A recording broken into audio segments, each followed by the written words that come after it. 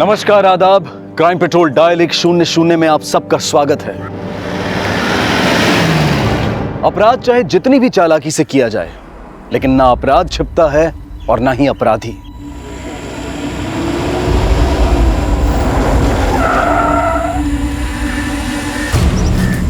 जैसी करनी वैसी भरनी का सबक उन्हें भी मिलता है जो किसी और के किए को छुपाने का अपराध करते हैं। 26 मार्च 2016 को कानपुर के शास्त्री नगर थाने की पुलिस को एक अधजला शव मिला। हत्या 25 मार्च 2016 को हुई थी। हत्यारा अभी तक मुखौटे में था और जिसकी हत्या हुई थी उस लड़की का नाम मीनल तिवारी था। शव मिलने के 5 दिन बाद शव की पहचान मीनल तिवारी के नाम से कर ली गई थी। लेकिन इस घटना के 2 महीने बाद भी अपराधी की कोई लीड नहीं मिली थी और यह केस बैकलॉग में चला गया। लेकिन जून 2016 से कानपुर के हर्षनगर इलाके में कुछ नई वारदातों का सिलसिला शुरू होने वाला था, जिसका कनेक्शन मीनल तिवारी की हत्या से भी जुड़ा था।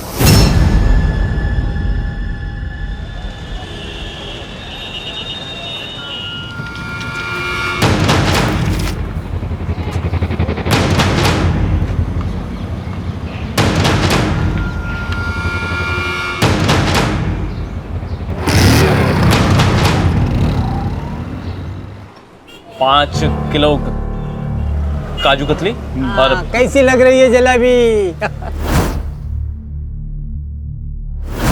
5 किलो रसगुल्ला और 2 किलो रसभरी डाल देना। 2 किलो रस भरी।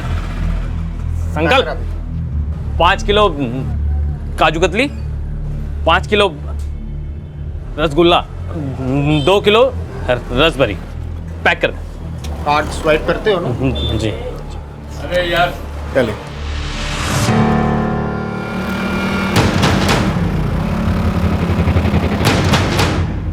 अरे साले साहब, गधा अगर सर पे ताज भी पहन लेना तो भी वो साम्राज्य डुबा ही लेता है। क्यों आप पापा जी का धंधा बिगाड़ रहे हो? हाँ, देखिए ये गिराइक सामने वाली दुकान पे जा रहे हैं आपकी वजह से। मुनीम जी, उत्तराधिकारी अब मैं। राजकुमारी को अपना बना लेने से ना राजा नहीं बन जाओगे जीजा जी।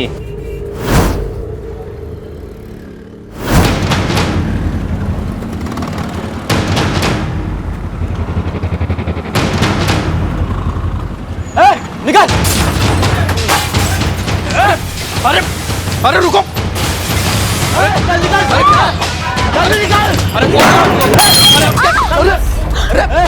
आज के बाद अगर इस दुकान में कोई भी कुछ खाया पिया ना तो सब पे टांगे तोड़ दूंगा, समझा?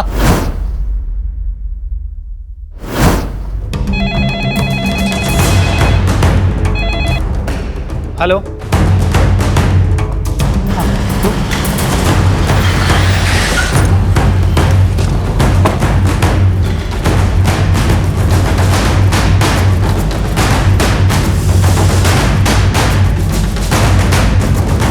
नहीं सर, हम कंप्लेन करना नहीं चाहते और ना केस करना चाहते हैं। आप घबराइए मत, वो लोग जो कोई भी थे हम उनके खिलाफ एक्शन लेंगे। नहीं, हम बात यही ख़त्म करना चाहते हैं और इस मामले में जिनका नुकसान हुआ है उनकी हम भरपाई कर देंगे ना। सर ये मामला यही रफा दफा कर दीजिए। सर वो कंप्लेन करें ना करें, लेकिन हमें करनी है। सर उन गुंडों को पकड़िए। देखिए बेवजह मेरी बीवी का सर फोड़ दिया। कौन थे वो लोग?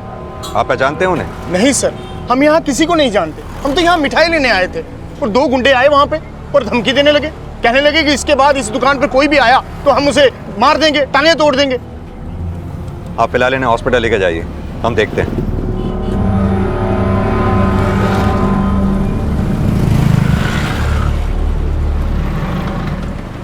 साहब, सीसीटीवी फुटेज दिखाने से तो हम आपको मना नहीं कर सकते, लेकिन इस सीताराम के पछड़े से हमें दूर रखिएगा।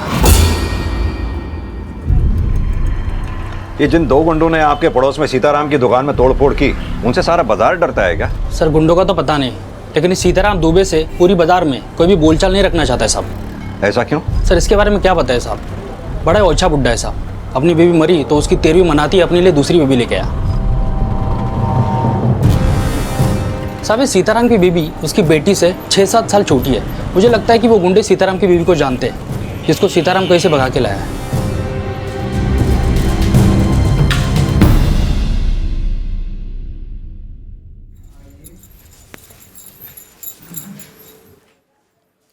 लाइए हम कर देते हैं। नहीं, हम कर लेते हैं ना। हल्दी वाला दूध ले आए आपके लिए।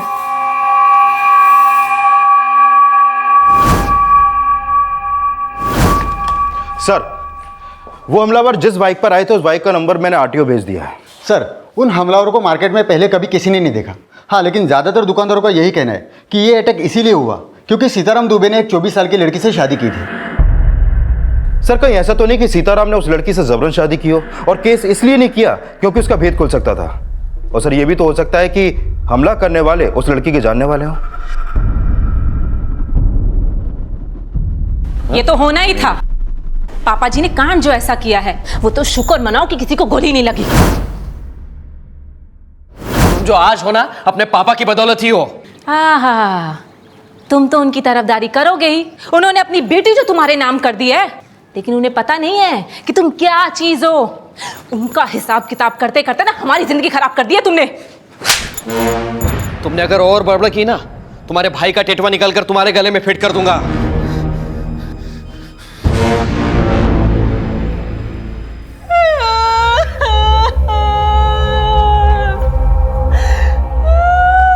मम्मी, और जोर से अभी तक किसने सुना नहीं है। तो ये हम पे हाथ भी उठाने लगे।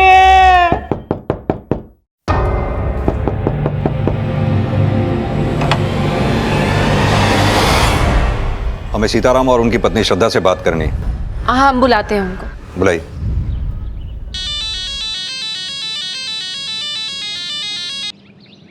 हाँ आदर्श। सर, हमने उन दोनों आदमियों को पकड़ लिया जिन्होंने सीताराम की दुकान पर हमला किया था। उनका बोलना है कि सीताराम की दुकान पर तोड़फोड़ करने का उनको पैसा मिला था। किसने दिया था पैसा उन्हें?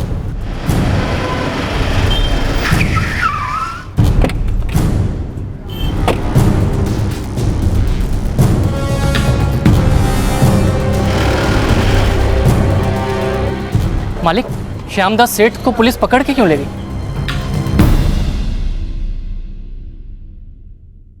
देखो, हमारी इतनी अवभगत मत करना, हमें ये अच्छा नहीं लगता है। देखिए, हम आपके ऋणी हैं। आपकी सेवा करना हमारा फर्ज है। पापा जी, पुलिस आई है। हमें पता चला है आपकी दुकान पे जो हमला हुआ, आपके पड़ोस की दुकान वाले श्यामदास ने वो हमला करवाया था। अरे वो कमीना शुरू से ही हमसे जलता है, उसकी दुकान चलती नहीं है ना। लेकिन हमने तो ये भी सुना है कि हमको पता है कि अब आप क्या पड़ताल करने वाले हैं। अब इस उम्र में हमने शादी की है तो कोई गुनाह की है?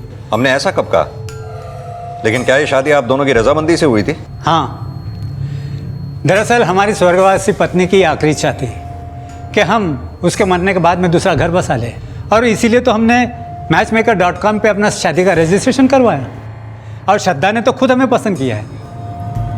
क्या ये सच है? जी सर। श्रद्धा ने पुलिस से यही कहा था कि ये शादी उसकी मर्जी से हुई थी, लेकिन 24 वर्षीय श्रद्धा का 63 वर्षीय सीताराम के साथ शादी करना एक ऐसा रहस्य था जो बहुत जल्द एक ऐसे केस को जन्म देने वाला था जिसका कनेक्शन 2 महीने पहले हुई मीनल तिवारी की हत्या से भी जुड़ा था। सर, सीताराम जी आए हैं। वो कह रहे हैं उनकी पत्नी श्रद्धा कहीं मिल नहीं रही है। बुलाओ उन्हें। सर, श्रद्धा रोज सुबह 7 बजे केशव नगर मंदिर जाती है और 8 बजे तक घर वापस आती है। अब शाम होने को आई, अब तक उसका कोई पता नहीं चला।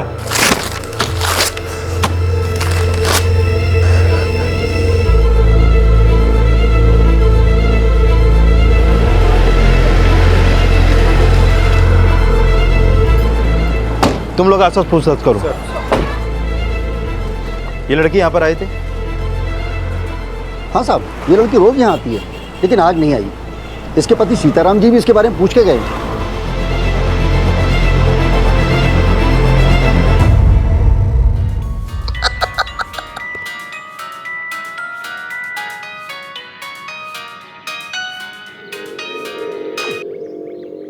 या तुम्हारी माँ गायब हो गई है और तुम यहाँ मजे कर रहे हो?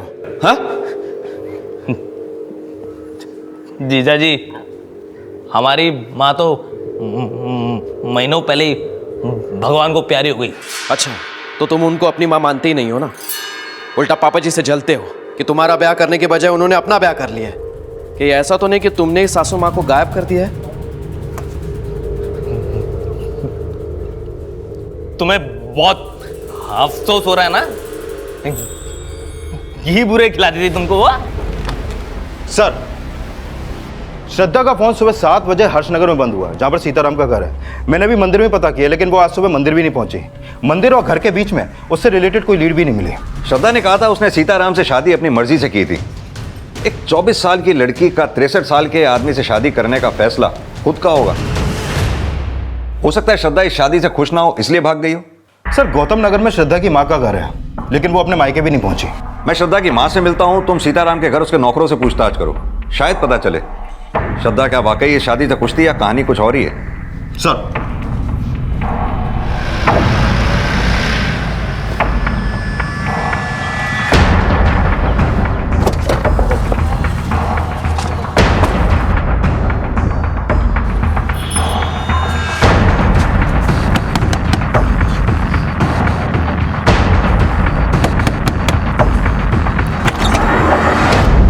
जी साहब। आप श्रद्धा की माँ हैं? जी हाँ साहब। श्रद्धा का कुछ पता चला क्या? अभी तो कुछ पता नहीं चला, लेकिन हमने सुना है श्रद्धा ने ये शादी अपनी मर्जी से की थी। क्या ये सच है? जी साहब। कहीं ऐसा तो नहीं आपने या श्रद्धा ने ये शादी सीताराम की दौलत देख के? नहीं साहब, बल्कि श्रद्धा की शादी उसकी मर्जी और उसकी खुशी से हुई थी। क्या कोई आपका ऐसा रिश्तेदार है जहाँ श्रद्धा जा सकती हो? ऐसा तो कोई रिश्तेदार नहीं है साहब। हाँ, बस उसका एक छोटा भाई है, संकल्प। कहाँ है वो? वो सीताराम जी के यहाँ ही नौकरी करता है। मालिक, श्रद्धा दीदी का कुछ पता चला क्या? हमसे क्या पूछता? मुनीम जी से पूछ, वही रखते हैं खबर उसकी। तो श्रद्धा ने शादी के बाद अपने भाई को सीताराम के यहाँ नौकरी दिलवा दी? जी नहीं साहब, वो शादी के पहले भी वही नौकरी करता था।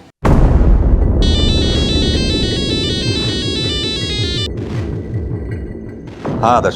सर, मेरी सीताराम के घर के नौकरों से बात हुई, उनसे एक इन्फॉर्मेशन मिली है।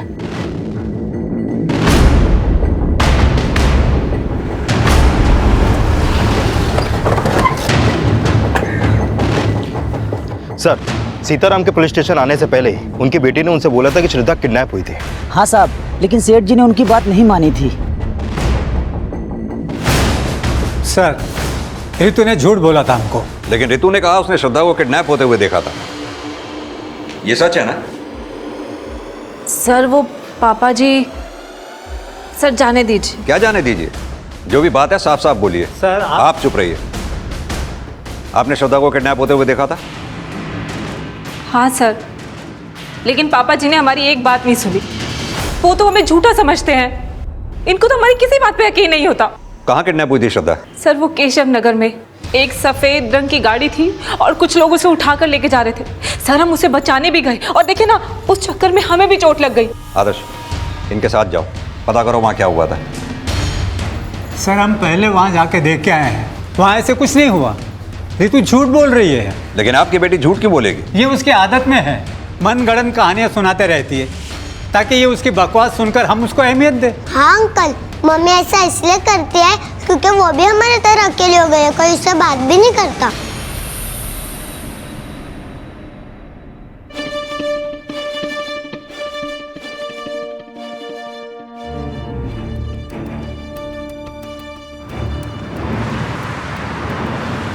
सर, एक मिनट।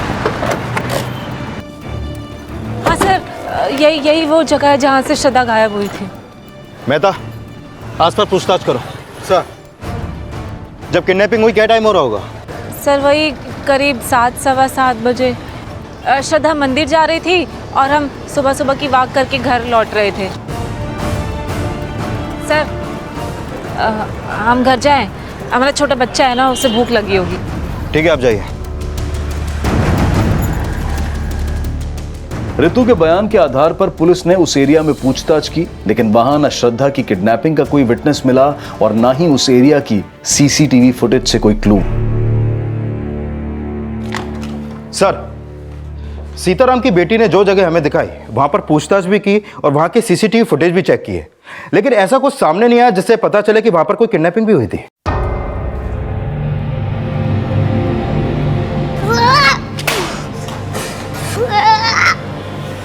अरे चिंटू क्या कर रही है, क्या कर रहा है तू? नहीं बेटी ये अरे सुनो, ये कैसा सुनो चिंटू, क्या है? शांत हो जाओ।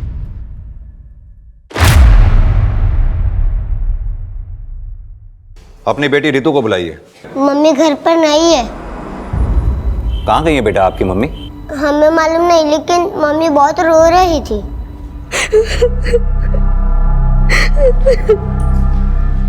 मम्मी, या तो कोई नहीं है, आप किसको दिखाने के लिए रो रही हो?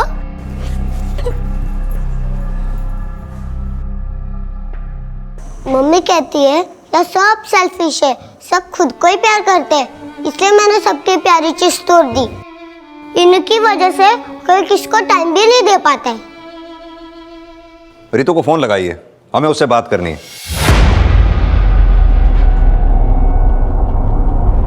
आप जिस नंबर को डायल कर रहे हैं वो इस समय स्विच ऑफ है। सर रितु का फोन स्विच ऑफ आ रहा है। सीताराम जी, कहीं ऐसा तो नहीं रितु ने श्रद्धा को गायब किया और आपसे झूठ बोला हो?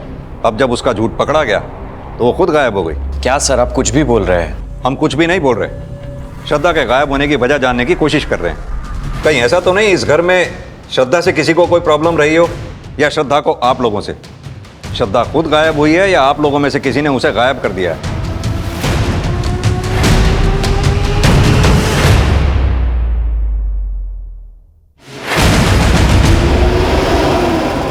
श्रद्धा की फिलहाल कोई लीड नहीं थी, लेकिन जल्द ही रितु का गायब होना भी रहस्य बन गया और एक चौंकाने वाला खुलासा हुआ।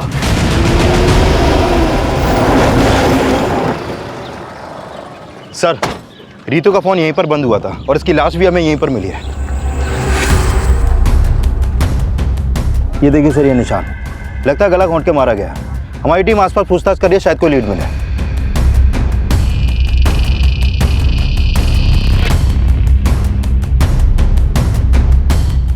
फॉरेंसिक टीम कब तक आ रही है? बस आने वाली है सर। सर, इन्होंने रितु के साथ यहाँ किसी औरत को देखा था। पहले तो इस औरत को हमने यहाँ अकेला देखा था।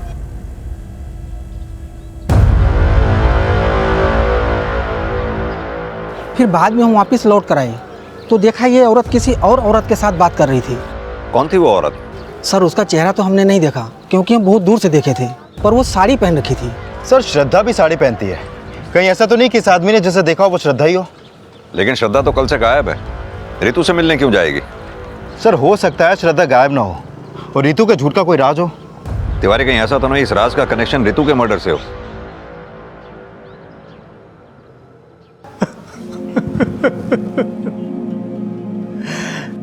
रितु का मर्डर हो गया। अंकल, मम्मी कहाँ है? मम्मी को कुछ नहीं हुआ है ना अंकल? बेटा तुम्हारी मम्मी हम सब लोगों को छोड़कर भगवान के पास चली गई है। मुझे मालूम है, आप सबने मम्मी को भगवान के पास भेजा है। आप मम्मी से प्यार नहीं करते थे। चिंटू, आप लोग चिंटू के बात का गलत मतलब मत निकालना। वो अपने मम्मी से बहुत प्यार करता है। लेकिन क्या आप लोग रितु से प्यार करते थे? रितु का आपकी बीवी श्रद्धा के साथ कैसा रिश्ता था? सर, हम सब लोगों का रिश्ता अच्छा ही है। मुझे तो लगता है कि श्यामदास की तरह किसी दूसरे ने हम लोगों के ऊपर चिढ़ निकाली है अपनी, इसलिए पहले मेरी सासू माँ गई और अब रितु का मर्डर हो गया। अगर कोई घर वाला नहीं तो बाहर वाला कौन कर रहा है ये सब? नहीं, हमें नहीं पता सर। हमें तो श्रद्धा की फिक्र हो रही है कहीं उसका भी कोई।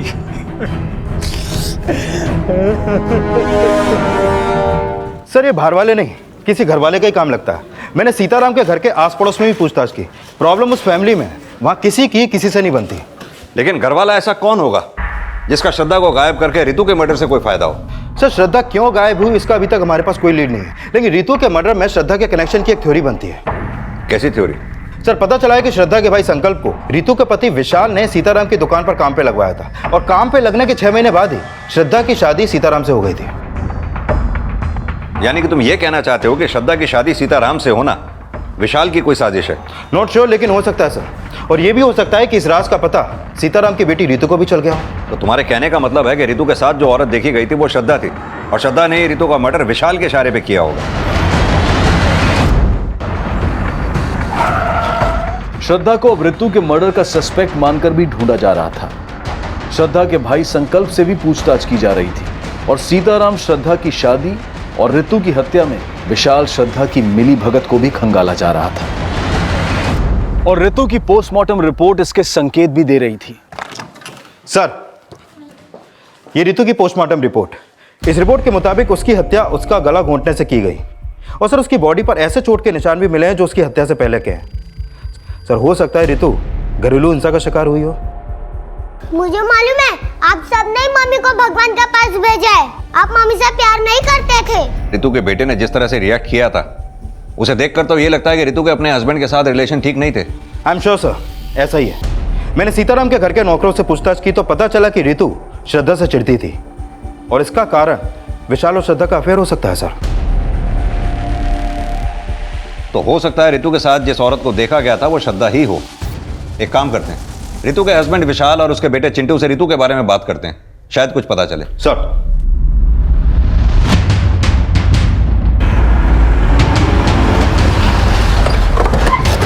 To into 1 is equal to 2, 2 into 2 is equal to 4।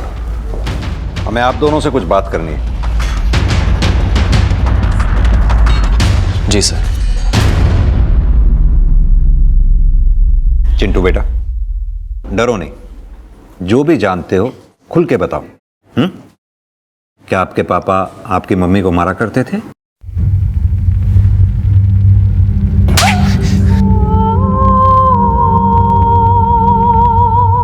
Sir मैं मानता हूं कि मैंने उसको 2-3 बार मारा है, लेकिन कभी इतना भी नहीं मारा सर कि उसको इतना गहरा घाव हो जाए, बल्कि वो खुद अपने आप को पीटती थी सर।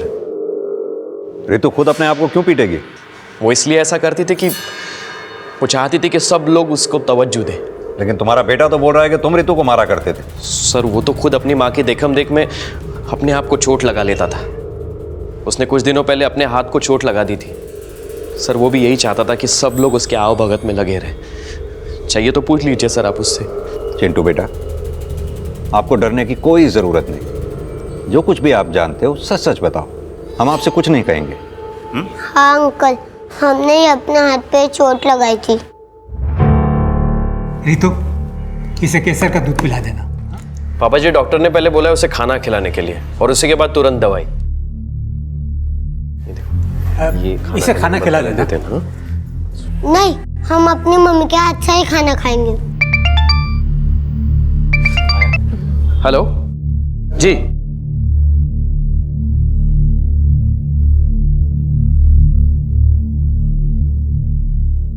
ये चोट तुमने अपने आप लगाई है ना? देखते ही पहचान गए थे। आखिरकार खून तो अपनी माँ का ही हो। हाँ? और हाँ, अगली बार अपनी आप भगत करानी हो ना तो अपनी मामा का सर फोड़ के आना, तो गोदी में बैठा के खिलाएंगे, समझे? चलो अब मुंह खोलो, लो तू सब भी मम्मी के हाथ से ही खाएंगे। लेकिन क्यों बेटा? क्योंकि घर में हमसे कोई बात नहीं करता था। जब चोट लगी तब सब प्यार करने लगे, बाद में वापस वैसा ही हो गया। लेकिन आपसे ऐसा करने के लिए किसने बोला? किसी ने भी नहीं। जब हमने देखा कि मम्मी खुद को बेल्ट से मारी थी और नाना जी और पापा को कहा कि पापा जी, ये अमित ने हमें बेल्ट से मारा। उसने कहा कि हम चिंटू और विशाल जी को लेके यहाँ से चले जाएं, और अगर हम इस घर से नहीं गए ना तो हमें जान से मार देगा।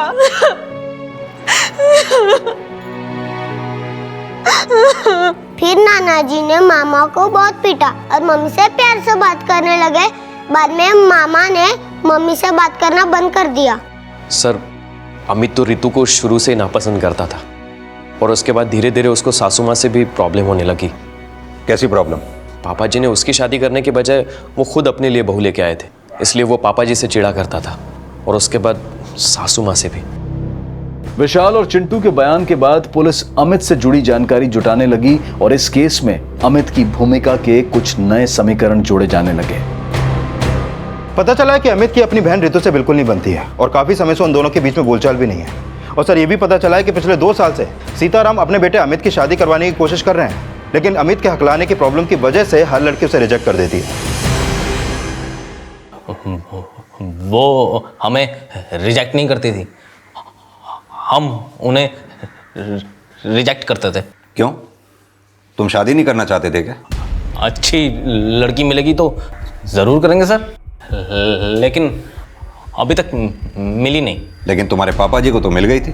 क्या खाक मिल गई थी? एक नंबर की लालची थी। उसने पापा जी से नहीं, उनकी दौलत से शादी की। लेकिन तुम्हारे पापा जी को तो लगता था कि वो सठा गए सर। हमें तो लगता सर कि वो श्रद्धा पापा जी को चूना लगाकर भाग गई, और पापा जी किसी को बता नहीं रहे हैं क्योंकि उनकी इज्जत पर बात है ना। अगर ऐसा था तो तुम्हें कैसे पता चला? हम पापा का चेहरा पढ़कर समझ गए। चेहरा तो तुमने अपनी बहन का भी पढ़ लिया होगा। सुना है बड़ी प्रॉब्लम थी तुम्हें रितु से। उससे तो सभी को प्रॉब्लम थी सर, और सबसे ज़्यादा जीजा जी को। दीदी को धोखा दे रहे थे। कैसा धोखा? हमने बताया ना सर, श्रद्धा बहुत चालाक लड़की थी सर। एक तरफ हमारे जीजा जी से चक्कर चला रही थी, और दूसरी तरफ मौका देखते ही पापा जी को लूट कर भाग गई।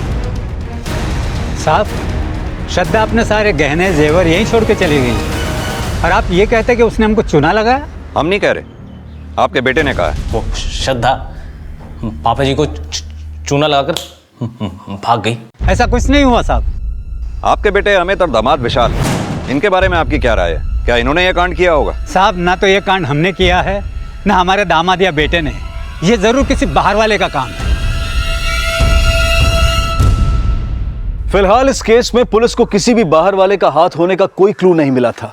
शक के घेरे में अब तक सिर्फ घर वाले थे। सीताराम, अमित, विशाल सब रडार पर थे, और इसी दौरान पुलिस को एक ऐसी इंफॉर्मेशन मिली जिसने इस केस का रुख ही बदल दिया। सर, जिस दिन श्रद्धा गायब हुई उसी शाम मीरपुर पुलिस को एक लाश मिली थी।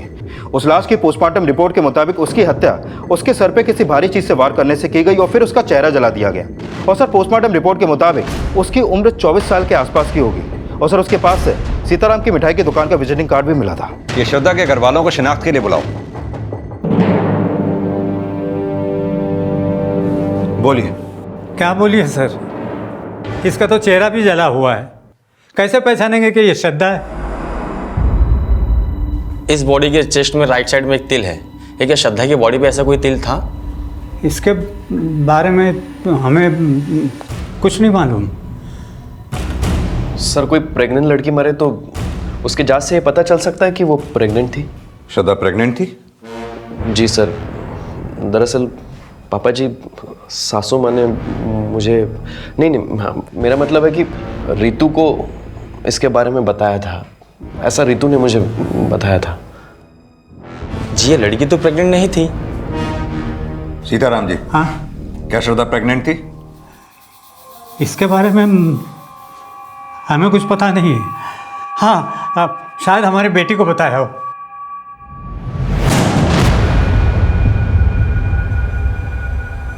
सर, हो सकता है रितु ने विशाल से झूठ बोला हो, क्योंकि झूठ बोलना रितु की फितरत में था। ऐसा भी तो हो सकता है। रितु ने यह बात विशाल को बताई ही ना हो, विशाल खुद इस बात को जानता हो कि श्रद्धा प्रेग्नेंट थी। तुमने नोटिस नहीं किया विशाल ने अपनी बात को कितनी स्मार्टली घुमा दिया था कि उसे श्रद्धा की प्रेगनेंसी की बात रितु ने बताई थी। सर, मैंने श्रद्धा की माँ से भी बॉडी की शिनाख्त करवाई, लेकिन उसने भी मानने से मना किया कि वो बॉडी श्रद्धा की है। और सर, उसने ये भी कहा कि श्रद्धा की चेस्ट पे कोई तिल नहीं था।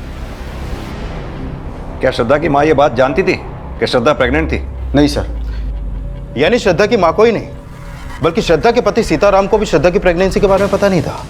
मुझे लगता है अगर श्रद्धा प्रेग्नेंट रही होगी तो जरूर वो सीताराम की वजह से तो नहीं रही होगी। तो सर, क्या अमित का शक सही था? वाकई में विशाल और श्रद्धा के बीच में कोई अफेयर रहा होगा? हमें चाकू दिखा के नाटक कर रहा था ना। अब तो हम तो पक्का जान चुके हैं कि श्रद्धा रानी पापा जी की नहीं, आपकी रानी थी। वो देखो अमित, हमारा मुंह मत खुलवाओ, नहीं तो क्या? बकवास बंद करो। क्या? हाँ, क्या कर लेंगे? अगर श्रद्धा और विशाल का अफेयर था तो श्रद्धा कहाँ है ये विशाल को जरूर पता होगा। विशाल पे नजर रखो, श्रद्धा के भी पास प्रेजेंट को अच्छी तरह से खंगालो। श्रद्धा गायब नहीं हुई है, शायद कहीं छुपी हुई है। सर माना श्रद्धा कहीं छिपी हुई है, लेकिन मीरपुर पुलिस को जो डेड बॉडी मिली है, अगर वो श्रद्धा की नहीं है तो उसके पास से सीताराम स्वीट्स के विजिटिंग कार्ड मिलने का क्या राज है? इस केस में ऐसे कई और राज भी थे जो परत दर परत खुलने वाले थे, लेकिन जल्द ही मीरपुर पुलिस ने उस बॉडी की पहचान पता कर ली जिससे पहले श्रद्धा की लाश समझा जा रहा था। बॉडी का डीएनए होना अभी बाकी था, लेकिन लड़की की पहचान सोनम शर्मा के नाम से उसकी मां मीनाक्षी शर्मा द्वारा की गई। जब हर्षनगर पुलिस सोनम की मां मीनाक्षी से मिली तो सामने आया कि सोनम का सीताराम स्वीट्स में भी अक्सर आना जाना था।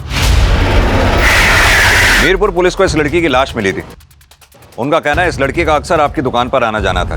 सर यहाँ तो रोज कई ग्राहक आते जाते रहते हैं, अब पता नहीं ये आती थी या नहीं। सर, इस लड़की को हमने कई बार यहाँ देखा है। वो बड़े मालिक से मिलने आई थी। तुम श्रद्धा के भाई संकल्प हो ना? जी जी।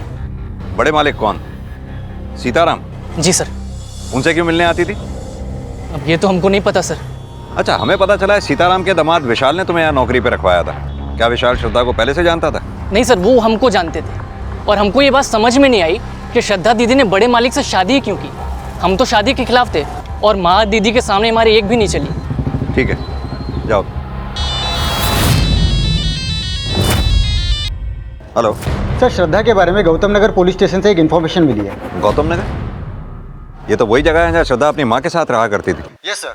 सर, श्रद्धा की माँ ने 2 महीने पहले उसकी मिसिंग कंप्लेंट करवाई थी, लेकिन उसके अगले ही दिन उसने वो वापस ली। पता करो श्रद्धा की माँ ने वो कंप्लेंट वापस क्यों ली थी और श्रद्धा उस दौरान थी कहाँ पर। Yes sir. और सोनम और सीताराम के कनेक्शन का भी पता करो। हो सकता है रितु और सोनम के मर्डर और श्रद्धा के गायब होने का आपस में कोई कनेक्शन हो। सर, इन कनेक्शंस का कनेक्शन जल्द ही मीनल तिवारी से भी जुड़ने वाला था, जिसकी हत्या 2 महीने पहले हुई थी। और पुलिस को यह भी पता चल गया था कि 2 महीने पहले श्रद्धा की मां द्वारा श्रद्धा की मिसिंग कंप्लेंट फाइल करने की वजह क्या थी।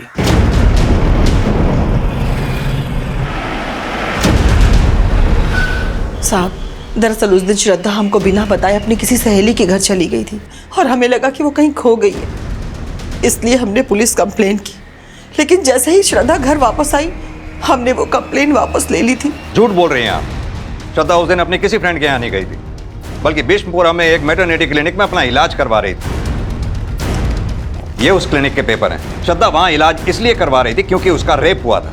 रेप? नहीं सर, हमें नहीं पता कि श्रद्धा का रेप हुआ था। कहीं ऐसा तो नहीं कि आपने श्रद्धा का रेप किया और उसकी माँ को पैसे देकर उसका मुंह भी बंद कर दिया और श्रद्धा से शादी भी कर ली? नहीं साहब, हम इतने भी गए गुजरे नहीं है, बल्कि हमें ये सुन के धक्का लग रहा है कि हमारी बेटी के साथ इतना बुरा हुआ और उसने हमें कुछ भी नहीं बताया। माना कि आपसे श्रद्धा ने ये बात छुपाई, आपको क्या लगता है ये काम सीताराम का होगा? सर, श्रद्धा का हम रेप करते तो वो हमसे क्यों शादी करती? हमें तो लगता है कि हमसे ये बात छिपाई गई है कि श्रद्धा का रेप हुआ था। तो हो सकता है सीताराम जी कि अब ये बात आपको पता चल गई और आपने श्रद्धा को गायब कर दिया या फिर करवा दिया। नहीं, हमने ऐसा कुछ नहीं किया है। श्रद्धा की मेडिकल रिपोर्ट के मुताबिक श्रद्धा के साथ रेप हुआ था। ये श्रद्धा और सीताराम कुछ भी बोले, लेकिन श्रद्धा और सीताराम की शादी की वजह इस रेप से ही जुड़ी है। मतलब सीताराम ने हमसे झूठ बोला था कि उन्होंने matchmaker.com पे अपनी शादी के लिए रजिस्ट्रेशन किया और उसी साइट के थ्रू श्रद्धा ने उन्हें पसंद किया था। ये श्रद्धा और सीताराम के matchmaker.com के अकाउंट्स को चेक करवाओ। सच क्या है खुद ब खुद सामने आ जाएगा। सर,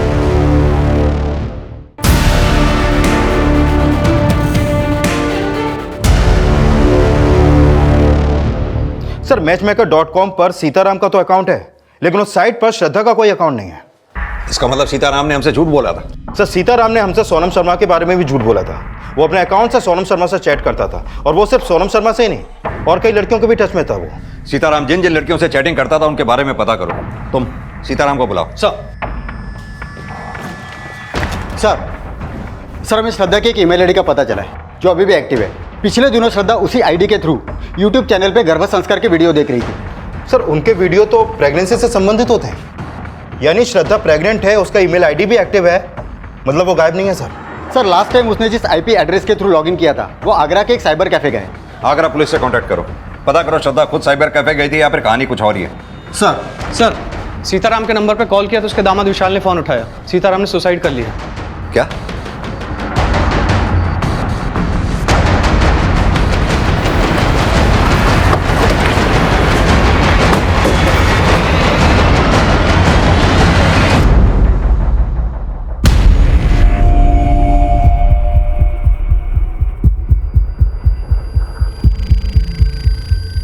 सीताराम दुबे स्वीकार करता हूँ, मेरी वजह से श्रद्धा की ज़िंदगी बर्बाद हुई और मैं कई और लड़कियों का दोषी हूँ।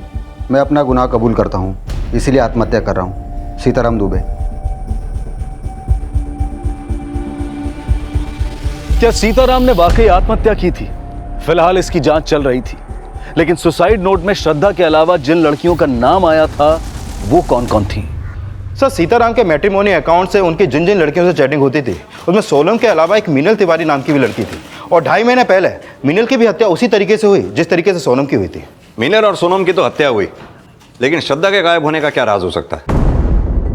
सर, आगरा के जिस साइबर कैफे में श्रद्धा के आईडी पर लॉगिन किया गया वहां पर कोई भी सीसीटीवी नहीं लगा, और ये पता चला है कि जब सोनम की हत्या हुई उस समय सीताराम के फ़ोन की लोकेशन सोनम की फ़ोन की लोकेशन से अलग थी।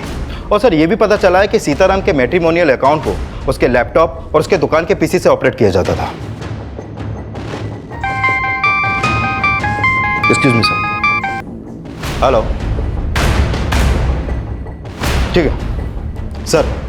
आगरा से पीएसआई यादव का फोन था। जिस साइबर कैफे से श्रद्धा के आईडी पर लॉगिन किया गया उस गली में एक सीसीटीवी मिला है, उसमें श्रद्धा कैप्चर हुई है।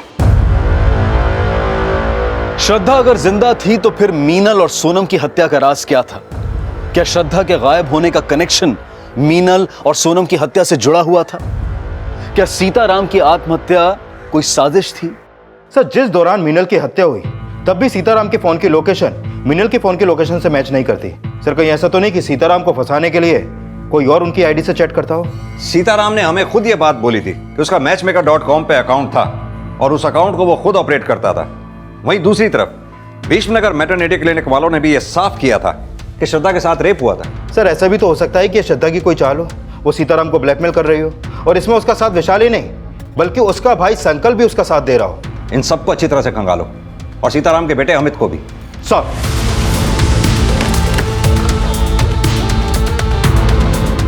पुलिस हर सस्पेक्ट को खंगाल रही थी और जल्द ही श्रद्धा को आगरा के एक आश्रम से अरेस्ट कर लिया गया।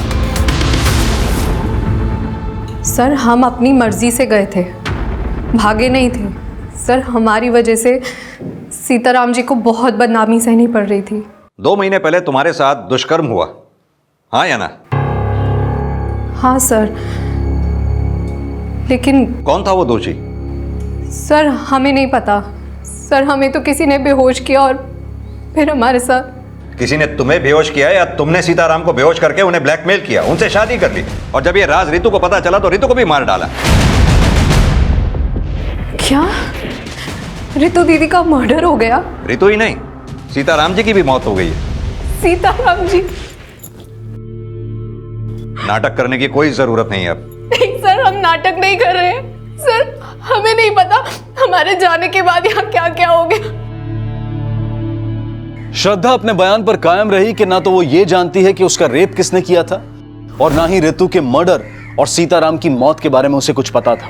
लेकिन ये साफ था कि वो प्रेग्नेंट थी और उसकी इस हालत को देखते हुए फिलहाल पुलिस ने उसे रिहा कर दिया। लेकिन पुलिस को जल्द ही इस केस में एक स्ट्रॉन्ग लीड मिली। सर, सीताराम की आईडी से जिन लड़कियों से चैटिंग की जाती थी उनमें से एक लड़की से मेरी बात हुई। ये उसकी फोटो, इसका नाम आकांक्षा है। इससे सीताराम मिला था? हाँ सर, वो इससे अमित के किए की माफी मांग रहा था क्योंकि सीताराम का अकाउंट अमित ऑपरेट करता था और जहां पर मीनल और सोनम का मर्डर हुआ वहां भी अमित का फोन एक्टिव था।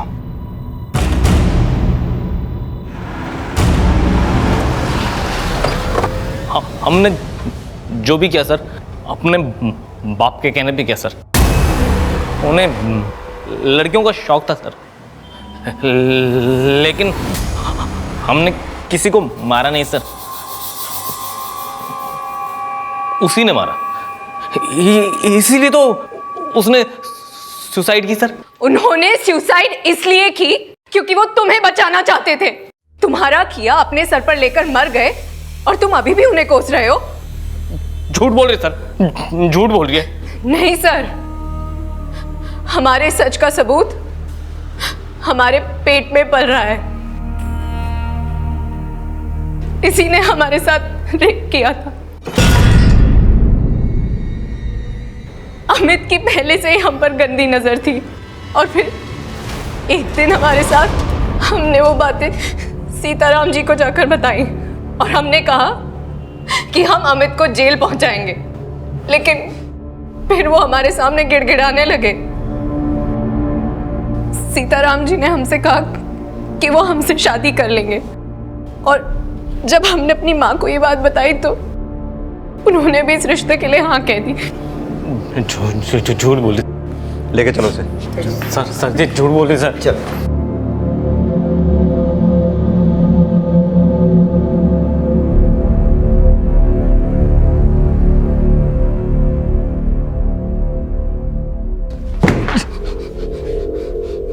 हमें लड़कियों से नफरत है, सब सेल्फिश होती हैं, सबको सिर्फ पैसे से प्यार होता है। मीनल और सोनम ये बात जानती थी कि तू अपने बाप के अकाउंट से उनसे चैट करता था? हाँ, और उनको कोई ऐतराज़ भी नहीं था, सब हमसे रिश्ता रखे हुए थे, क्योंकि हमारा बाप पैसे वाला था ना। लेकिन हमने किसी को चेप नहीं होने दिया, लेकिन जब मीनल चेप हुई तो उसको मार दिया।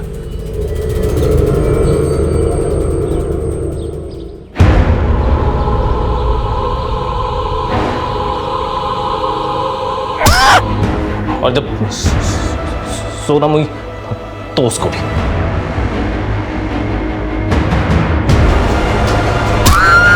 हमारा बस चलता तो हम श्रद्धा को भी मार देते। लेकिन अपनी बहन रितु को क्यों मारा? हमने रितु को नहीं मारा। अमित ने रितु का मर्डर नहीं किया था, और सीताराम की पोस्टमार्टम रिपोर्ट और सुसाइड नोट पर मिली हैंडराइटिंग के सीताराम की हैंडराइटिंग से मैच होने की वजह से यह माना जा रहा था कि सीताराम ने आत्महत्या ही की होगी। लेकिन रितु की हत्या किसने की थी? सर, श्रद्धा की मां लक्ष्मी की एक इंफॉर्मेशन मिली है। जिस दिन रितु का मर्डर हुआ उसकी फोन की लोकेशन उसी एरिया की थी जहां पर हमें रितु की लाश मिली। तो हो सकता है रितु के साथ जो औरत देखी गई थी वो श्रद्धा की मां ही हो। साहब, हमसे भूल हो गई साहब।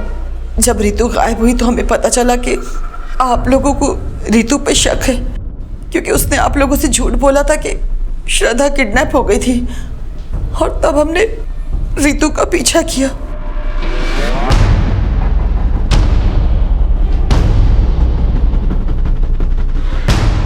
आप यहाँ पे क्या कर रहे हैं? मेरी श्रद्धा कहाँ है? हमें नहीं पता कि श्रद्धा कहाँ है। आप हमसे क्यों पूछ रही हैं? देखो, मैं फिर से तुमसे पूछ रही हूँ और अच्छे से पूछ रही हूँ कि श्रद्धा कहाँ है, तुम बता दो मुझे। हम नहीं जानते कि श्रद्धा कहाँ है। तू बोलेगी कि नहीं? अरे मेरा हाथ छोड़ो, क्या कर रही हो? साहब, तब हमें अपनी बेटी की फिक्र थी, इसलिए। तुम्हें अपनी बेटी की फिक्र थी कब? उसका रेप हो गया, उसे इंसाफ दिलाने के बजाय उल्टा उसी घर में ब्याह दिया जिस घर में उसका रेपिस्ट रहता था।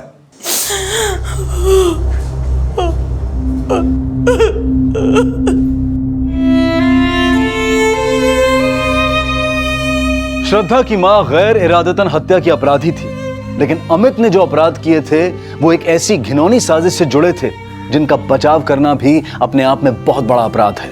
और सीताराम की आत्महत्या उसी कायरता का परिणाम थी जो वो लगातार अमित के अपराध छिपाकर करता आ रहा था। हम उम्मीद करते हैं कि चिंटू का भविष्य उन अपराधों से बेअसर रहे जिसका भागीदार कहीं ना कहीं उसका पूरा परिवार था। अब मैं अनूप सोनी आपसे विदा लेता हूं, फिर मुलाकात होगी अगले एपिसोड में एक और चौंका देने वाले केस के साथ। तब तक अपना और अपने परिवार का ख्याल रखें और देखते रहें क्राइम पेट्रोल डायल 100। सबक एक को सीख हम सबको। जय हिंद। 5 किलो रसगुल्ला और 2 किलो रसभरी डाल देना। 2 किलो रस भरी। संकल्प 5 kilo kaju katli, 5 kilo rasgulla, 2 kilo रस भरी। पैक कर। कार्ड स्वाइप करते हो ना? जी। अरे यार, चले।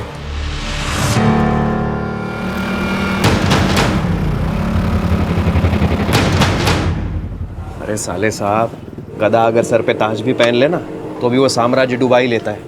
क्यों आप पापा जी का धंधा बिगाड़ रहे हो? हाँ, देखिए ये गिराइक सामने वाली दुकान पे जा रहे हैं आपकी वजह से। मुनीम जी, उत्तराधिकारी अब मैं। राजकुमारी को अपना बना लेने से ना राजा नहीं बन जाओगे जीजा जी।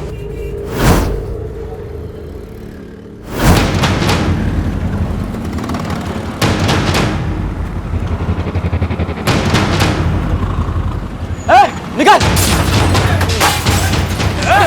अरे अरे रुको।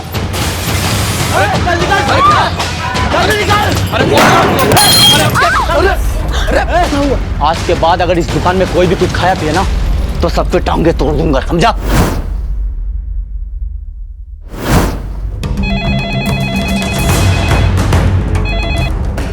हेलो।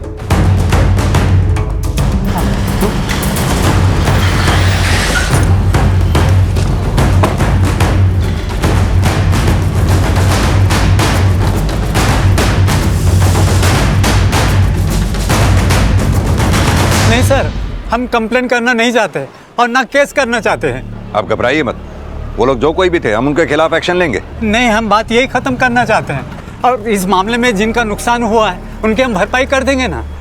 सर ये मामला यही रफा दफा कर दीजिए।